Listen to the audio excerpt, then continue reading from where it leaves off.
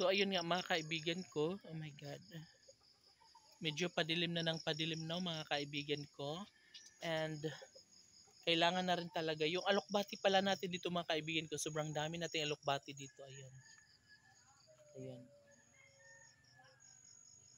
No? Ayan, kung nakikita nyo ang alokbati natin mga kaibigan ko, sobrang healthy niya. And bukod pa rin doon yung sobrang malaki, mayan, iyan yung alokbati, yun yung parang ano siya, parang elepante.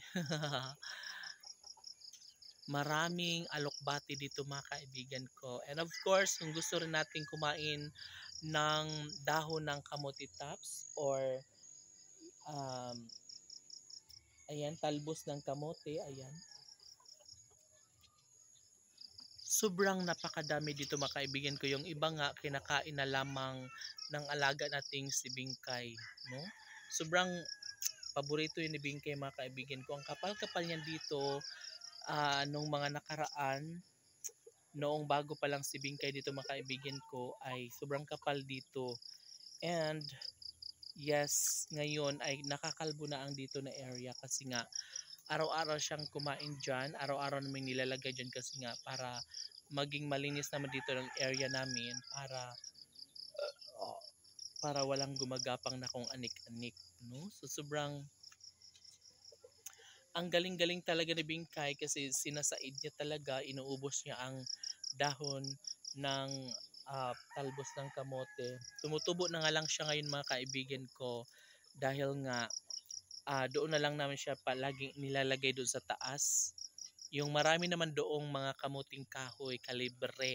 So yun din yung paborito rin ni Bingkay.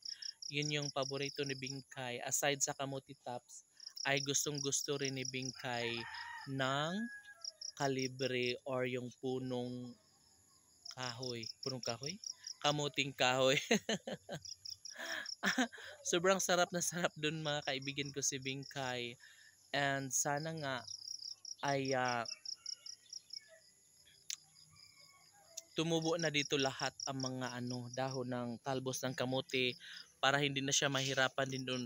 Pero doon kasi mga kaibigan ko sa taas ay dapat din na maubos doon ang mga kamuting kahoy ni Bingkay para magiging maano din doon, malinis dahil nga darating din ang araw na tatayuan na rin doon ng bahay, no? Na mga ganito. Ay, gulat ako. Diyos ko po.